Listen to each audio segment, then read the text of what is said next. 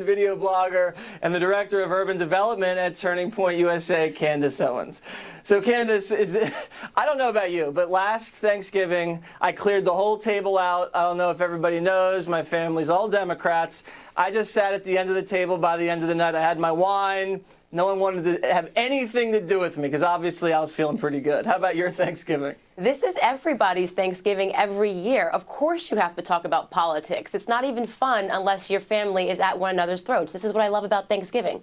Well, do you needle because you're a Republican now, do you needle your Democratic friends and family at Thanksgiving, or do you just let them come to you? I go right into the fire. It is thanks triggered all over every single year. Like cocktail hour, you're going right in with build the wall. Fire. As soon as you hit the mashed potatoes, as soon as you get to the mashed potatoes, you've got to say something like, I can't believe Hillary thought she was going to win. Oh, my God. See, I just think that's very dangerous. And for all of you Trump people out there, you have a very angry side of the other side of the table. If you have Democratic family members, my advice to you, just lay low, eat the mashed potatoes, sip your wine, let them come to you first, be as nice as possible. It's going to be a long 8 years. One of the things, Candace, that I think is very effective when dealing with Democrats is humor. And Donald Trump agrees with me. Many people hate him for this. Let's take a look at Donald the comic.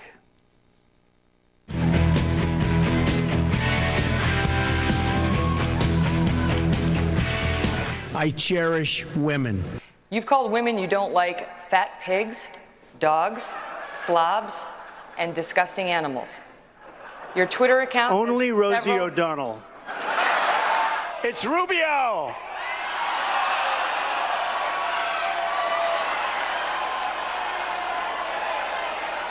Who's Lion Ted? Lion Ted Cruz. He's a lion. Thank you. I never attacked him on his look, and believe me, there's plenty of subject matter right there. It's your tax guys getting in on this, yeah. You used to call me on the cell phone.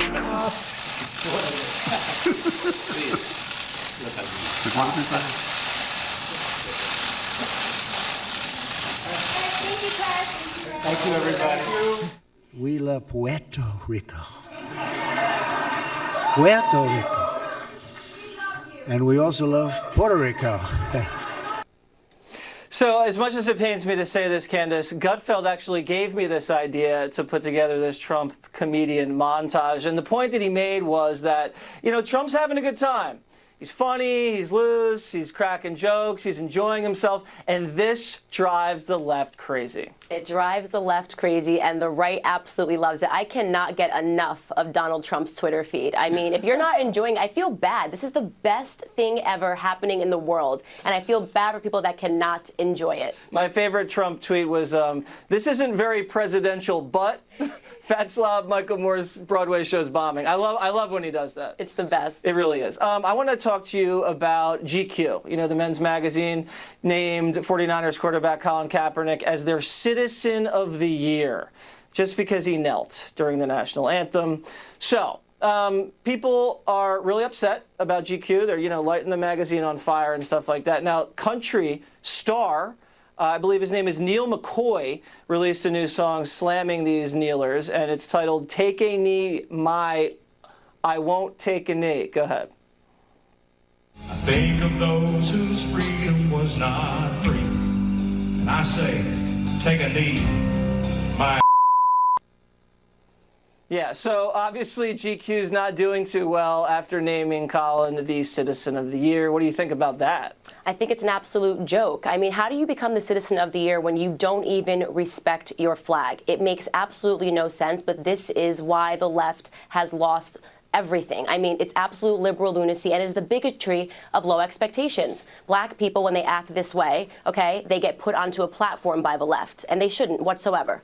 So you're saying black Americans, when they do these kind of left-wing protests, whether it be Colin Kaepernick or, I don't know, Maxine Waters or something like that, she's out there yelling, impeach 45 every day. Now, she's a real star. Her star has risen in the American media. Are you saying that the media does this with black Americans when they go far left on purpose? Absolutely. They're trying to inspire another generation of unemployment for black Americans. They do not give a platform to black Americans that are doing amazing, and there are tons of them. There are doctors, there are people that have their PhDs, there are people that are over getting their legs blown off in other countries. They will never become GQ Citizen of the Year. So you're saying the media purposely doesn't elevate conventionally successful black Americans in professional jobs, doctors, lawyers, something like that, but they purposely elevate kind of radical black Americans because they want to, what? You said keep people down? Absolutely. That is the narrative, and that is what Democrats have done historically. They have kept black people down, and they keep propping it up and making it seem like it is something to be admired.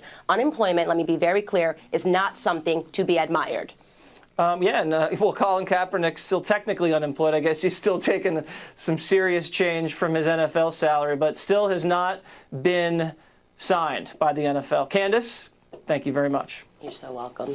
Coming up, Stephen Baldwin breaks down Watergate, not the one you're thinking of. And later, a man and his emotional support squirrel. Is he being discriminated against?